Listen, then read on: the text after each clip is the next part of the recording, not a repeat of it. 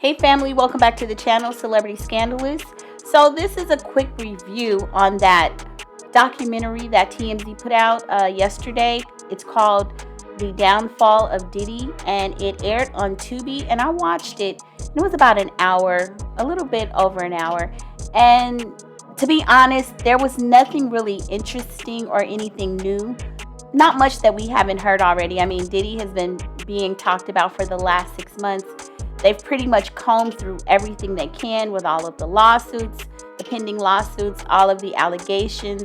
Some seem to be substantiated, and other things are just probably lies, just for the sake of YouTube videos or whatever.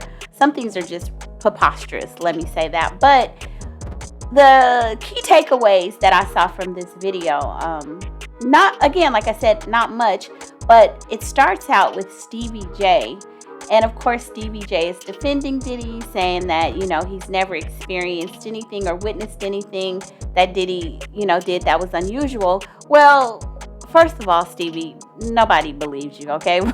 I've seen you on so many episodes of Love and Hip Hop and how you did Jocelyn, and the fact that you were essentially her pimp. Remember, every time Stevie got mad, she would have to say, Stevie, you're not going to send me back to the strip club. And he would say, Jocelyn, I'll send you back to the strip club. So Stevie, your thought process and the way you view things are a little warped. So we really don't believe what you're saying. But it's interesting because he was also named in that lawsuit with Little Rod, the man that is claiming that Diddy did some things to him. And so Stevie J is named in that lawsuit. So it was interesting to see him in this documentary. And what we find out is that Stevie J was actually in one of the homes, I believe it was the Miami home, when it was raided. So that's kind of curious. This lawsuit claims that, Diddy had relations with Stevie J, and you're staying at this man's house. Now, mind you, everybody has their own life. We don't know what these people do, what their business associations or affiliations are, but why was you staying at Diddy's house in Miami when it was raided? Were y'all working on music? What was going on? Because it sounds like they're saying Diddy was getting ready to go on a vacation and all of this other stuff. So what's really going on? Because I don't know. Anyway, we're going to skip past that. But it starts off with, Stevie J defending him. Now, this is the part that's interesting to me as well. Stevie J, and there are a lot of people, I'm not going to accuse anybody of victim shaming because people have varying opinions about things. But Stevie J talks about, he didn't really go into detail about the lawsuit with Cassie. He was pretty much saying that he was putting his money on Diddy, that he has seen Diddy come through a lot of tough situations. But what he did say is that all he remembers is that Cassie and Diddy partied like rock stars. And my interpretation was that he was alleging that Cassie, whatever happened, he doesn't say that he witnessed anything, but whatever he witnessed in terms of them partying or doing anything, they did it as a couple. So that's very interesting because there are other celebrities and people kind of behind the scenes. A lot of people just don't want to say a lot, but I have heard, and I don't have all of the names here because I'm speaking extemporaneously, not really relying heavily on notes. But I have heard some people come out and say, that was she really a victim or was she a willing participant at the time reaping the benefits? So that's up for each individual to decide, but it was interesting that Stevie J said that because to me, that was almost saying that Cassie was complicit in some of the activities that they engaged in. Now, I tend to think that, to be honest, the things that I've saw, like some of the video footage that I've seen with Cassie crawling on the floor and the things that I've heard about Diddy, I do believe that Cassie, was somewhat of a victim. Now, did she profit off of some of it at some point? I'm sure she did. But I believe overarching that Diddy did,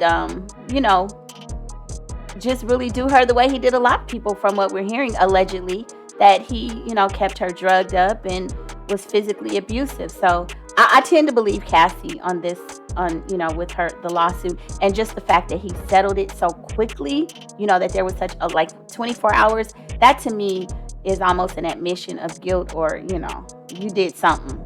Because why would you pay somebody $30 million when you could say, no, those are all lies, and I'm willing to spend $30 million defending my name? So I'm just kind of leaning more towards the fact that a lot of what she said is true. Okay. Now, the other part of this interview that I found interesting, well, not interview, documentary, was the appearance of Aubrey O'Day. If you guys remember, I have a video on my channel with Malika, who was also part of one of the earlier seasons of Making the Band, and she was one of the young ladies that was ousted early on in the process and didn't make it to Danity Kane, but really had a lot of talent. And so Aubrey, now I watched Making the Band back in the day, mainly because I knew Malika, and Malika was on the show. So I was a faithful watcher every week, when it aired. And interesting because, again, I don't know what their experience was. If you watched the video, Malika says that her experience with Diddy was vastly different from the things that we're hearing about him, and she didn't have the same issues. And Aubrey is coming out, and she never really says, but she's alluding to the fact that a lot of these allegations about Diddy are true, and maybe he did some things to her. She would not specify, but she lets us know in so many words. She's left so many hints, but she has not come forward with a lawsuit, nor has she come out with a tell-all. But it's interesting because what I remember of Making the Band, clearly Diddy was smitten with Aubrey. He definitely was. Aubrey was a talent. She was a pretty girl. I mean, if you see her now, she's had a lot of work done. She almost looks unrecognizable from what she was when she was in the band. And I don't mean in terms of aging. I mean in terms of the plastic surgery.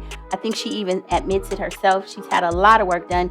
And Aubrey went from this kind of, girl next door type of image on Making the Band to, after leaving Danity Kane, being considered like a sex kitten, right? I mean, just a blow-up doll with all of the extras, and she looked really like she was in, well, basically, she, even in this interview or the documentary, she talks about the fact that after leaving Danity Kane and being kicked out of the group, that Diddy, the only thing left for her because of his portrayal of her was to get offers from like Hugh Hefner. And you know what? So I'm going to say what happened to Cassie and Diddy, because they did have a relationship, very believable. But if you watched Making the Band, I believe, again, I don't know what happened behind the scenes, but Aubrey, to me, I really feel like we know that Diddy, there are a lot of allegations about him, but I'm kind of on the fence with Aubrey until she comes out and she tells us what exactly happened, because I recall Aubrey reveling in the fact that Diddy was smitten with her and really having kind of a pompous attitude and kind of, a little bit arrogant, and kind of just, she had an attitude from the first season to the second season that she's on the show. You can see her kind of using the fact that Diddy liked her and was giving her all the praises, always, was always flirting with her, and then at some point, I feel like her head got a little bit big. Now, I don't know if he wanted to sleep with her and she said no, but you could see that there was a chemistry. But you could also see that Aubrey knew it, and she was kind of playing it and getting a little flippant and a little bit beside herself. Now, I don't know. I mean, if this man is inappropriate behind the scenes, which he probably was, but let's say this, Aubrey did use it to her advantage. She knew that he thought she was pretty. She wasn't the best in the group. She's very talented, but Aubrey definitely had an attitude, and she got very much so preferential treatment, let's say that, and she used it. And then it started to backfire because I think she got a little bit too big-headed over some of the other girls, and then it was like, you know what? Yeah, you are Aubrey. And I'm telling you, if you go back and you watch all of the episodes, and I really wish, Malika and I had kind of touched on it a little bit, and she kind of alluded to the fact that I wasn't off base from what I saw. Because I do remember Aubrey was playing that, and she knew Diddy liked her.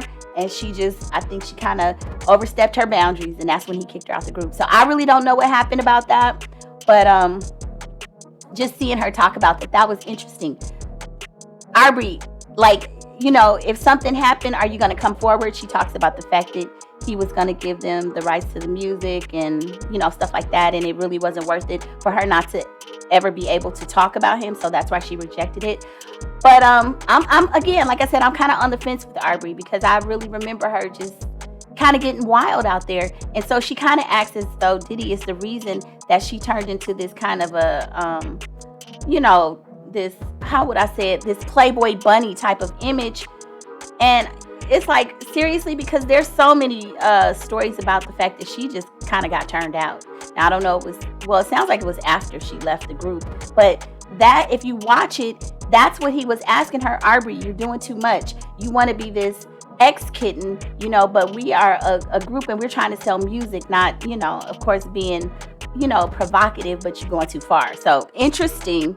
So I don't know if her getting kicked out of the group is a little bit of bad blood, because Malika has a different perspective and she was kicked out of the group as well. Or should I say, well, both of them were, released from Danity Kane. So I just thought that was interesting. But overall, there wasn't much new information. It just kind of chronicles the fact that he was, how his rise in the industry and his sudden downfall, and the fact that he probably should have, his critical mistake was his arrogance and the fact that he did not believe that Cassie was a formidable opponent when she threatened to sue him. He should have settled it behind the scenes before that court case was ever filed. That was a fatal flaw for him. After Cassie did what she did, it's like his empire has crumbled. I mean, I don't know which of the 48 laws of power. I guess it's when you underestimate your opponent. And I feel like that's what Diddy did. So I don't know which number that would be. But it's definitely given 48 laws of power. And another thing is, often, one thing that men fail to realize, no matter how powerful you are, baby, y'all have a little piece of something between your legs that can allow a woman to undo an entire empire. It's throughout the history. And we see it every day on social media. These rappers with these millions of dollars acting a fool and beefing over women. Quavo and Chris Brown, to be exact. But anyway, that's a whole nother story. But anyway, you guys jump in the comments and let me know your thoughts. If you get a chance, you watch the Tubi documentary, the TMZ presents The Downfall of Diddy. It's not that great. If I had to rate it, I would give it like 3 stars, 3 out of 5. It's okay. Something to pass time. But anyway, I will see you on the next video. And don't forget to like, share, and subscribe. The next video I want to do, I want to talk about this whole thing with Beyonce. And yeah, there's some stuff going around Beyonce that I think is just ridiculous. But we're going to talk about it on the next video. All right, guys. Take care. I'll see you on the next video. Bye.